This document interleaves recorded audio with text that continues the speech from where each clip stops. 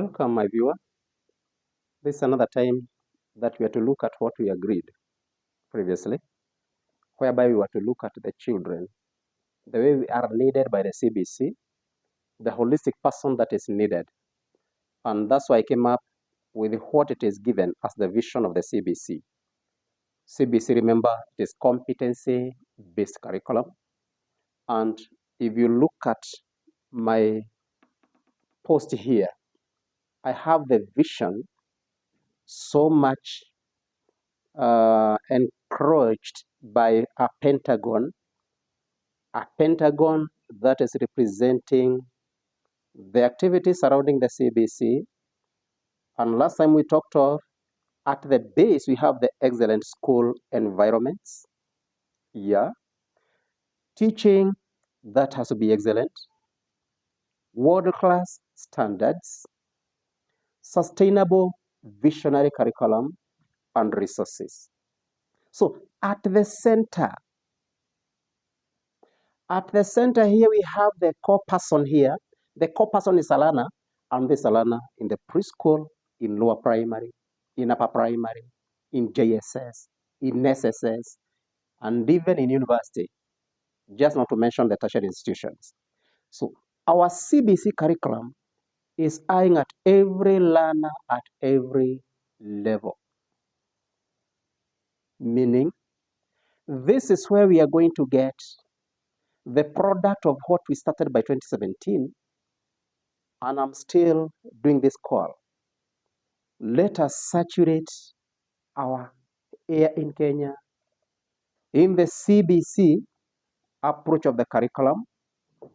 And in fact, before I look at the engaged, the empowered, and ethical citizen, if you look at the base here where you have the school environment that is excellent, I want to go to a slide here. I want to go to a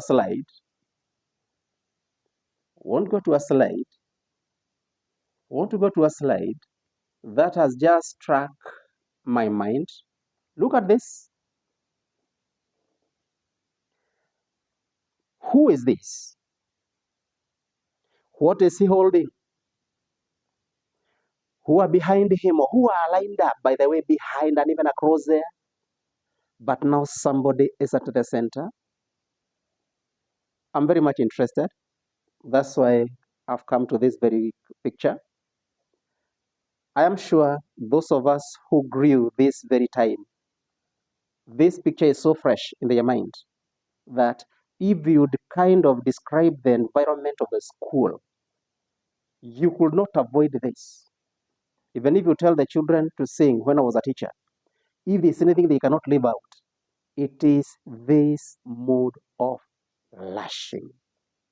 Well and good. Why was this happening? Was the teacher just out to make a school too hard for the children? Was the teacher just doing this for his exercise and even kind of feeling powerful? Was the teacher doing this because of the hate to the children?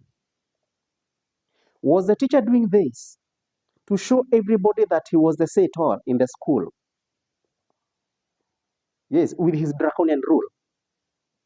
I would say no, it was a mechanical way of making the concept understood by the students, and that way the teacher would realize their results. Today things are very different. Today we are to endear our learners, to love what we are doing to them. And in this case, by the way, when I'm talking of an ethical citizen, number one, when we talk of ethics, we are talking of where integrity is demonstrated. What do we mean by integrity?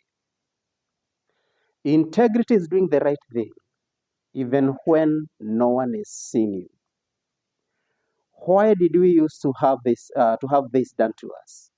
Number one, because some things we would do would not be responsible enough, would not be in a way that we would be free for any elder to see it. So the teacher had to become mechanical. So what about today? As a teacher, How do I drill these students to become people of integrity? And drilling is a misplaced word because whatever we are saying here, it should be nurturing.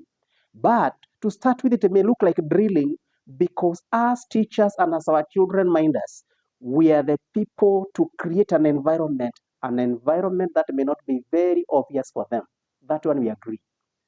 Remember, as a teacher, you are creating a culture in your own classroom, in your own school, meaning this kid may have come from a place where things are very different. So the environment I've created here, I am the one to make sure that this child sees the value of integrity, sees the value of doing the right thing, even when no one is seeing them.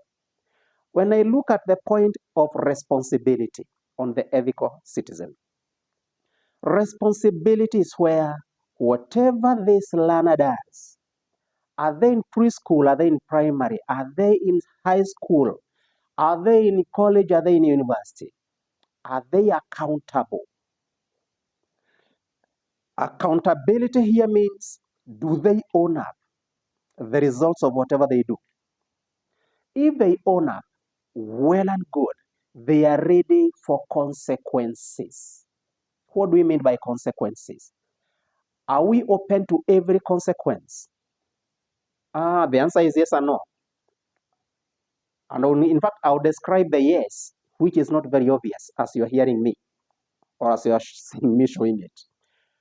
Yes, the consequences may be useful, though not pleasant, because if you look at what we teach in sociology, we normally say when it comes to our youths, they are the people who drive the development of any country because of three reasons.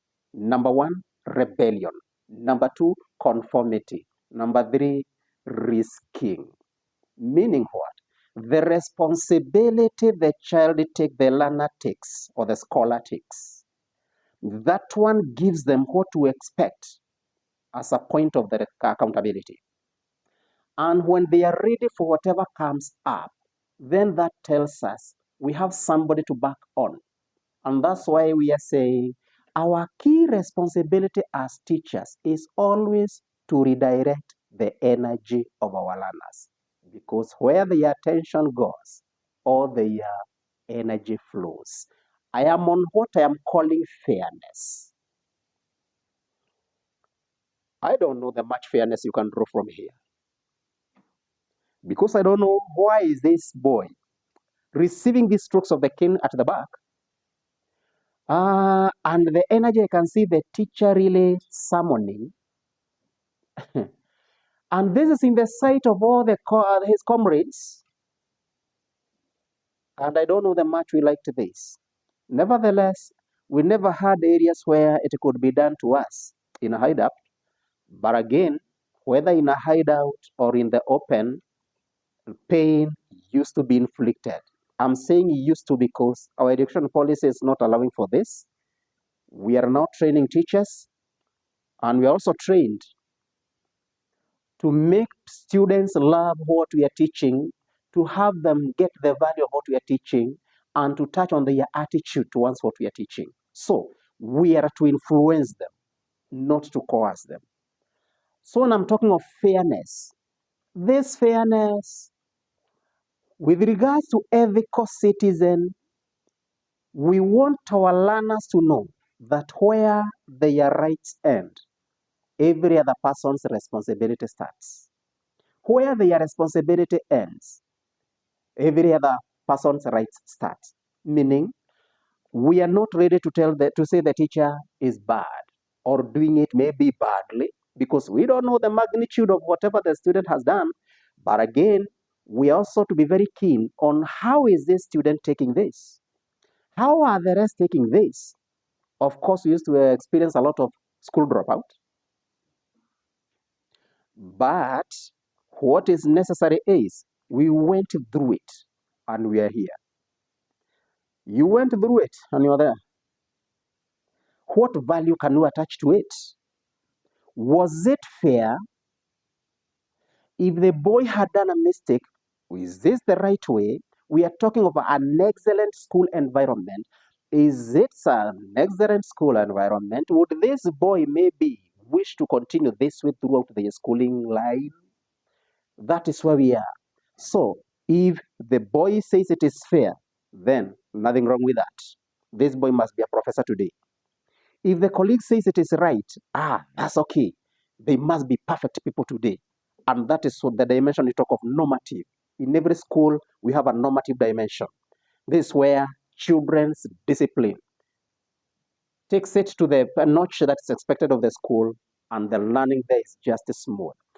So, on the ethical citizen, how much are we nurturing respect? Respect for who? Respect for students amongst themselves. Respect for the students towards the teachers. Respect for students towards what is happening at school. I don't want to believe that this all the teacher does in the school, even during our time. This is not all what they used to do. They used to do a lot of teaching. Some of us can remember, even as early as in our lower primary, how some schools, some teachers would teach, and we could remember how they would teach it even today. In those schools where they taught us, it is still very fresh in our minds. So let this picture not give you a very good, a very bad picture about these teachers. I'm talking of these teachers because today we don't have a crop of these teachers.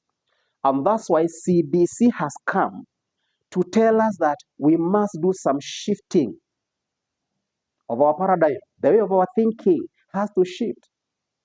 The mechanical way of teaching has to change. And actually, it has changed because the many rounds I do around the schools, I have seen a lot that teachers use to endear learners towards their teaching. Why? When you capture the attention of the learner, when you win the favor of the learner, then the whole thing that is called the school environment becomes excellent. That's why you saw the very base of the 5 blocks of the Pentagon was excellent school environment. The word is excellent, not perfect. The word is excellent. I, as a teacher, am the one who has made it to excel. I am the one who is making that environment favorable for the learner to excel. I am the one who is contributing to its beauty and aesthetic value, where the learner is saying, tomorrow I feel good that I will be in school. Tomorrow I feel good that I will participate in whatever will be happening. Tomorrow I'll feel good as I become good to those who be around me and they become good to me. Remember, we are on ethical citizen. Citizen means this is a learner who must live in a nation, let alone in a country, in a nation. This is a learner who must live with the people. What they grow up with grows with them. Be it positive, then they demonstrate positive ethics. Are there bad ethics? Actually, there is much that we have to discuss. But basically, as I want to stop it at this, I would wish you to take a second. You relate my picture with my point of ethical citizen, which is one of the 3 anchors of the vision of CBC towards our learners, and tell me, if everybody in the land practices integrity, what a country would we be having? If every one of us would be responsible, what an environment would we be having to live in this geographical environment called Kenya, even before we disperse to the rest of the nations? If fairness is in everyone's nerves, how much would we be cohesive? How much will we be tolerable one with the other, even as we live? I'm telling you, we would be having an utopia, because what this child has been formed in at this formative stage, during their academic life. That's what we are calling the formative stage. It will grow with them until by the time they will be practicing their career, this thing will be in them and it will be part of them. Respect. You can imagine how the world can be fair. That if everybody shows respect, in return, respect would be guaranteed.